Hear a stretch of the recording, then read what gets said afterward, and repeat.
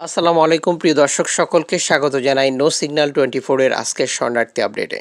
June মাসের 15 তারিখ ইতালিতে গেলে বাংলাদেশ যেহেতু নিরাপদ দেশের তালিকা অন্তর্ভুক্ত হয়েছে, বাংলাদেশে পাঠিয়ে দেবে। এ ধরনের চাপ থাকার পরেও ইতালিতে যাওয়া বাংলাদেশিদের সংখ্যা দিন দিন বেড়ে চলেছে।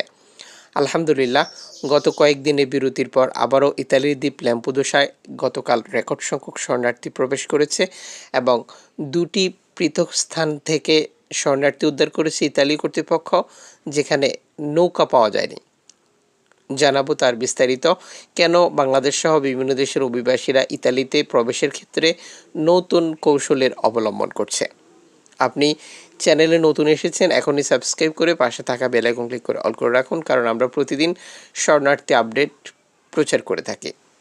ল্যাম্পুদোসা হটস্পট কর্তৃপক্ষ গতকাল যখন এই তথ্যটি প্রকাশ করেছে, তখন পর্যন্ত 8টি নৌকা থেকে 396 জন শরণার্থী প্রবেশ করার একটি নিবন্ধন প্রকাশ করে। গতকাল 2টা বাজে 38 জন শরণার্থীকে উদ্ধার করা হয়েছে আইল্যান্ড থেকে, যেখানে ইতালি নিরাপত্তা কর্মীরা তাদেরকে চিহ্নিত করে।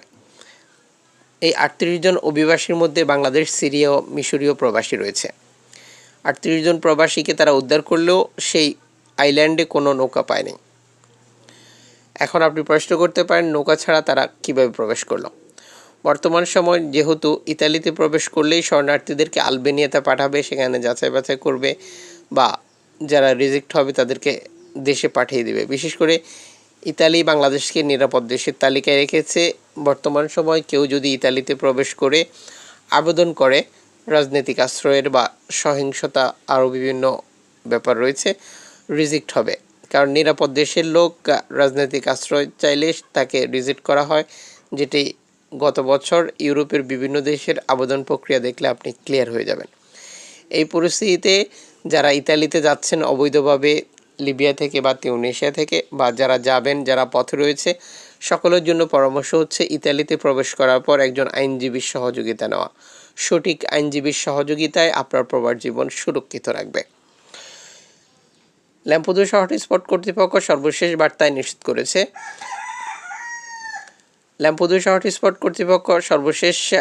নিশ্চিত করেছে পোজ্জোলাতে আলাদা একটি অভিযান থেকে 49 জন শরণার্থীকে আটক করেছে, যেখানে 38 জন ছিল বাংলাদেশি, বাকিরা বিভিন্ন জাতীয়তার।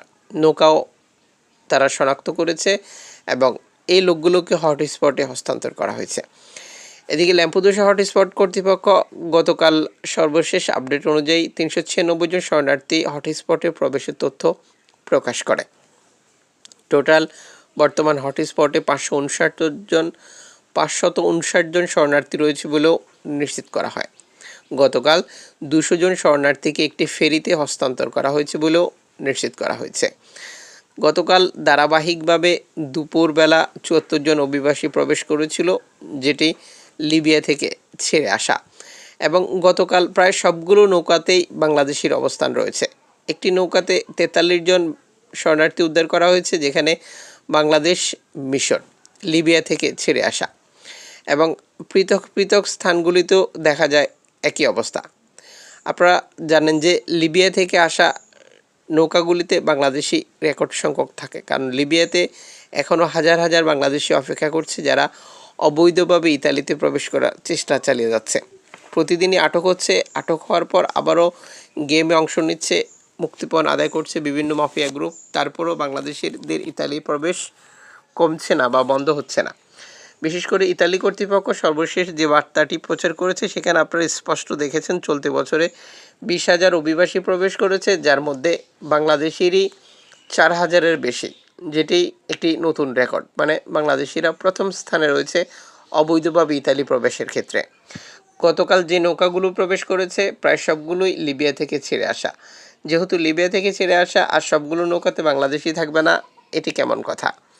গতকাল ইতালিতে প্রবেশকৃত আপনার প্রিয়জন, আপনার আপনজন আপনাকে কল করেছে, অবশ্যই ভিডিওতে কমেন্টস করে জানাবেন। চ্যানেলে নতুন হলে সাবস্ক্রাইব করে রাখুন, ফেসবুক পেজটি লাইক ফলো করুন। যারা করেছেন সকলকে ধন্যবাদ।